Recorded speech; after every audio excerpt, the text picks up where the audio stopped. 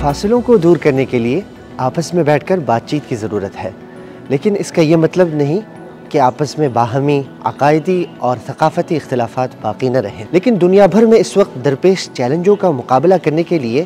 ان اختلافات کے باوجود ہم آپس میں اخلاقی اقدار کے بنیادی اصولوں پر عمل درآمد کے لیے منصوبہ بندی کر سکتے ہیں۔ اسی موضوع پر مختلف ادیان سماویہ، اسلام، مسیحیت اور یہودیت کے درمیان مذاہب مکالمے کی 15ویں دوحہ کانفرنس منعقد ہوئی ہے آج دوحہ میں۔ وزیر اعظم و وزیر خارجہ شیخ محمد بن عبد الرحمن بن جاسم آل ثانی کی سرپرستی اور وزیر مملکت برائے بین الاقوامی تعاون محترمہ لؤلؤہ بنت راشد الخاطر نے کانفرنس کا آغاز کیا۔ اس 2 روزہ کانفرنس میں لگ بھگ 70 ممالک کے 300 نمائندے شرکت کر رہے ہیں، جن میں مختلف ادیان و مذاہب سے تعلق رکھنے والی بین الاقوامی شہرت کے حامل شخصیات شامل ہیں۔ تو جو انہوں نے انٹروڈکشن دیے تھے کہ وہ چاہتے کہ باقی مذاہب کو پتہ چلے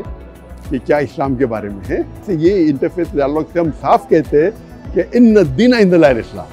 کہ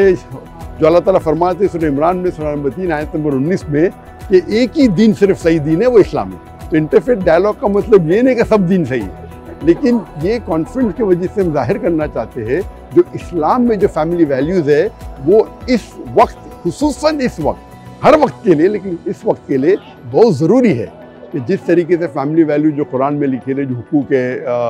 وومن کے، حکمرات کے حقوق ہے اور چلڈرن کے ایڈوکیشن ہے، تو اس کے بارے میں امپورٹنٹ بتانا چاہتے ہیں۔ اور اس کانفرنس میں خصوصاً صرف یہودی اور عیسائی کو لیا ہے، بعد میں انشاءاللہ اور کو انکلوڈ کریں گے۔ تو یہ انٹرفیتھ ڈائیلاگ میں صرف کرسچن اور جوز کو ساتھ میں لے کے یہ بتانا چاہتے ہیں کہ جو قرآن اور صحیح حدیث میں جو بھی لکھا ہے فیملی کے بارے میں، آج کے فیملی کو اگر جوڑنے کے لیے اور صحیح صراط المستقیم پہ رکھنے کے لیے یہ بہت امپورٹنٹ ہے۔